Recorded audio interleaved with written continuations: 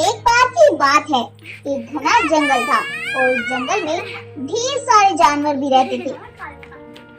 उसी जंगल में एक शैतानी शक्ति वाला बाघ भी रहता था, जिसका नाम था बगीरा। वह बाघ बहुत ही खतरनाक और ताकतवर था।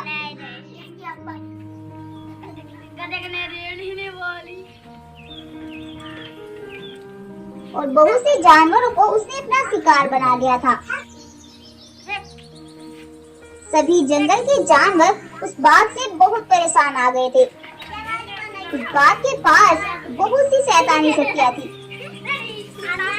जिसकी वजह से वो अपने आप को कुछ ज्यादा ही ताकतवर समझता था और सभी जानवरों को अपनी शक्तियों से परेशान किया करता था।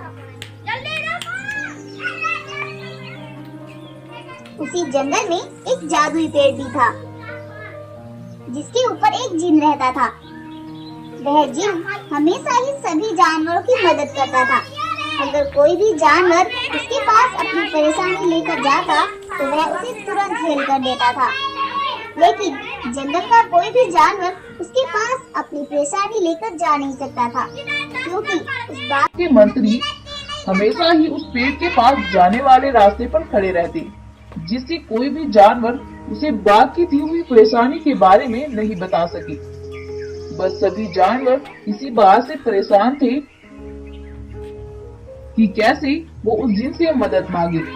एक दिन सभी जानवर एक जगह इकट्ठा होते हैं और बाघ के अत्याचार से कैसे बचा जाए उसके बारे में बात कर रहे थे। तभी एक चतुर खरगोश बोलता है, भाइयों, मेरे पास एक रास्ता है जिससे हम उस जिन को अपनी परेशानी के बारे में बता सकते हैं। और खरगोश अपने प्लान के बारे में सभी जानवरों को बता देता है और सभी जानवर प्लान के मुताबिक रात होते ही एक जगह इकट्ठा होते हैं और देखते हैं कि बाघ के दोनों मंत्री गहरी नींद में सो रहे हैं। तभी खरगोश सभी जानवरों से बोलता है, भाई तुम सभी यहीं ठहरो, मैं अकेला ही जिन के पास जाता हूँ। अगर हम सब इकट्ठे जाएंगे तो शायद हमारे पैरों की आवाज से इनकी नींद खुल जाए और हम सब इनके हाथों से मारे जाएं। और ऐसा बोलकर खरगोश चुपके से वहाँ से निकल जाता है और सीधे उस पेड़ के पास जाता है और वहाँ पहुँचकर जिन को पुकारता है, जिन भाई, मुझे आपकी मदद चाहिए, प्लीज आप मेरे सामने आओ।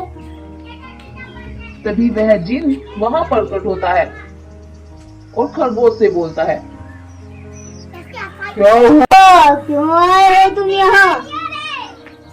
तभी खरगोश जिन को उस बात के बारे में सारी बातें बता देता है।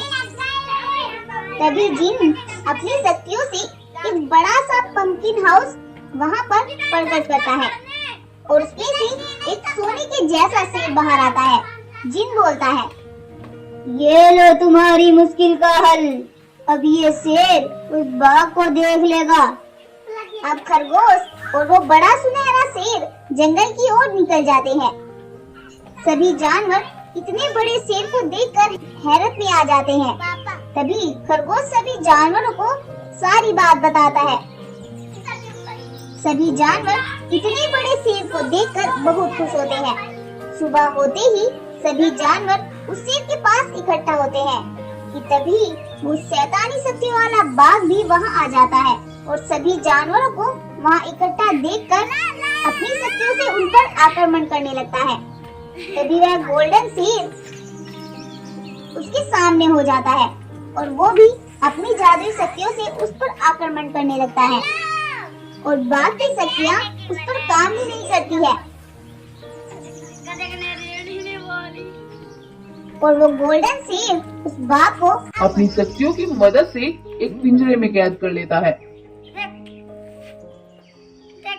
और वहाँ से उसे लेकर गायब हो जाता है।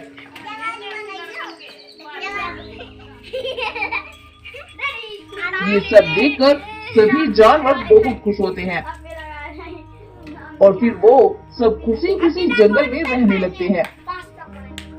तो दोस्तों, क्या सीखा आपने इस कहानी से कि हमें कभी भी अपनी शक्तियों पर घमंड नहीं करना चाहिए।